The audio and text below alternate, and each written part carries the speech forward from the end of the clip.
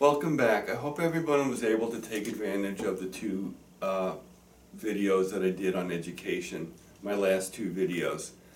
My intent was good and they were very necessary, and I hope that you took the time, watched them, looked at the links, and progressed and are maybe more aware of some of the problems and maybe what some of the solutions are.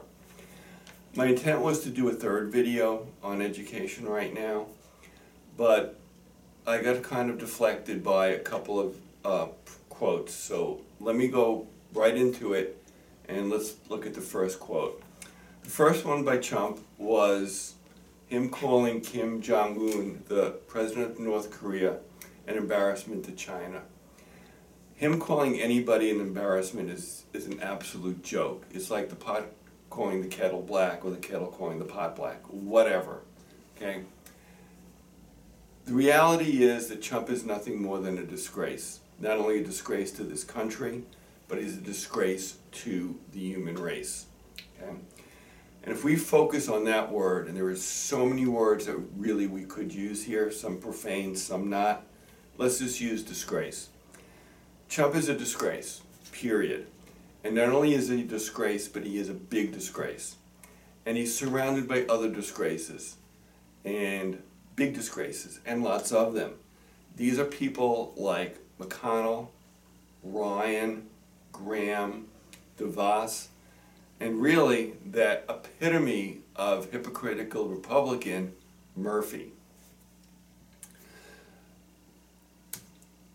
There are other people, many others, who support him in Congress and without, in his cabinet without, who also would apply. People like Pruitt, who is ignorant, dogmatic, and short-sighted. Therefore, he's going to be hurting us and certainly hurting the environment and the EPA. So when we look at the overall picture now, what's coming down the road? Well, it's a lot of things, and they're all going to be disasters. So let's look at just some of the things that Chump and his administration are trying to push on us to their end, but not to the end of our benefit. Okay, things like immigration. Okay, immigration is in reality the fabric of our nation. It's brought in people, it's brought in diversity, and it's how we eventually got here, since we took this country over from the Native Americans. Immigration is very important, and the way that it's been handled and the bias and the ignorance that have been applied to it are really quite disgraceful. And in fact, if you really look at things, and I think I heard this on Fox, but I won't swear to it, wasn't Chump's mother an illegal immigrant? How great things would have been now had she been deported instead of having an enlightened environment at the time for people like her and like others. Okay. Healthcare. You know that the Republicans have been trying to push through their version of what they think is good for the American people, and it's not. All it's going to do is be a redistribution of wealth. And in the meantime, millions, actually tens of millions of people are going to lose their insurance, their medical insurance. That will be a disaster for every single one of those people and all of their families. Any amount of money that we pay for insurance is in the long run in reality worth it. A single serious illness can be and will be catastrophic financially and quite potentially physically in terms of life and in terms of death if this if this medical insurance does not exist. Okay, so what's the benefit to all the people losing their health insurance? There is no benefit. And I don't care if you call it capitalism, socialism, whatever, social medicine, whatever, we need it, you need it, I need it. Okay, let's look at the environment a little bit. There are several things going on at the environment here. On one hand, we have the Republicans and the president. Ugh, even saying the president is just disgusting. trying to diminish the national park and the national monument system so that corporations who have nothing but profits in mind and therefore are right in line with what the Republicans want are going to go in and damage our lands. That is a small part, but a very important part of our heritage and our legacy and our future. We need them, and we need them hands off. More importantly, let's look at what the Lancet, a very respected, very major medical journal just recently published.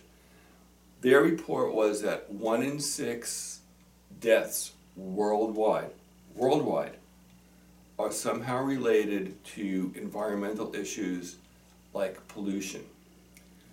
This could be air pollution, which not only damages our lungs or diminishes our protection from ultraviolet rays with ozone, but damages our environment, like destroying forests, destroying rivers by changing the acidity, same with lakes, or, for instance, damaging our buildings and our infrastructure, because the acidic rain is damaging the stone, damaging the metalwork, etc. You've got water pollution. That could be superficial, that could be underground, carrying poisons. These poisons not only hurt us, be it through mutations, be it through disease, be it through outright poisoning, but it's damaging animals in the environment as well. Whales, dolphins, anything that lives in the water, drinks the water, is being poisoned. Their immune systems are being destroyed. They are getting cancer. They are getting different diseases. There are no positives here, but the damage is significant. If you go back to some of the links that I had given you before, you will see that. Let's look at taxes, which just happened today. That also is going to be a major redistribution of wealth. The rich getting wealthier, richer off of our backs, off of your backs. Okay, they talk about the trickle-down effect, which is really a myth and has never worked before, and it never will work. Why on earth would the rich, who are going to get this money through the system, or the corporations, have any incentive to give us money, give us jobs? And in fact, the opposite is proven historically to be true. Corporations like AT&T and ExxonMobil and GE, IBM, Verizon, and even the thieves at Wells Fargo, which sadly is my bank, are taking that money that they get through tax breaks, they are reinvesting it in themselves, the executives get bigger bonuses, they are cutting jobs, and their stocks rise because it looks like they're making money when they really aren't, or making less. So the trickle-down effect is not going to happen.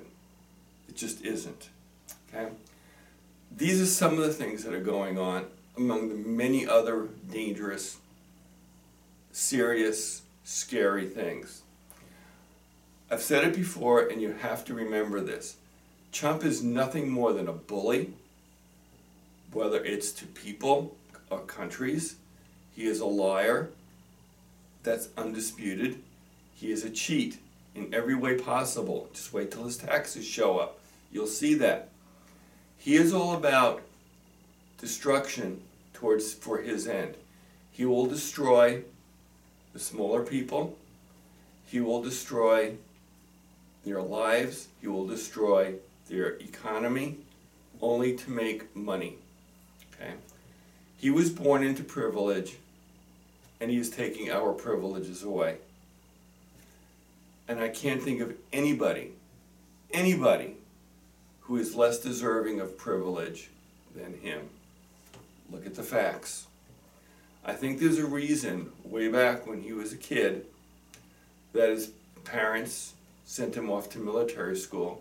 And I think there was also a reason that the military school said he was the most manipulative person that they've ever had there. Okay? And whether we choose to believe it or not, look at what we've got, look at his history, you'll know that for sure. Okay. Second quote. Well, the second quote happens over and over, again and again, in tweets, okay?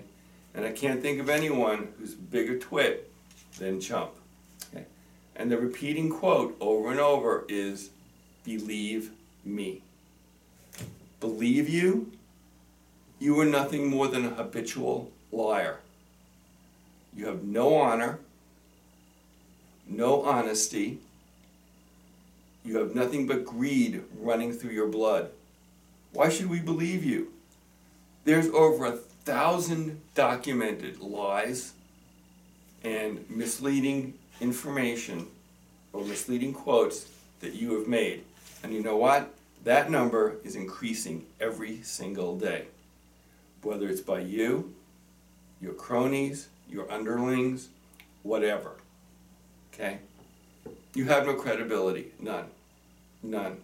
And for people to blindly follow you and believe you, okay, is a matter of stupidity at this point. Ignorance is no longer an excuse. They are hypocrites, okay, just as you are. So here's my offer. Come meet me in Chicago. It's a good place. I will debate you on TV if you think you've got the ability. I will let you have notes. I will certainly have notes as well. Why?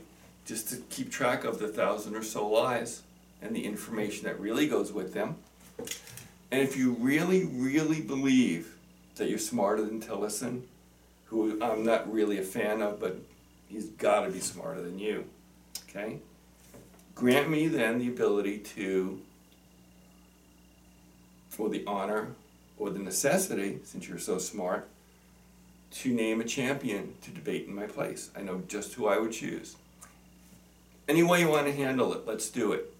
Just be prepared for no holds barred.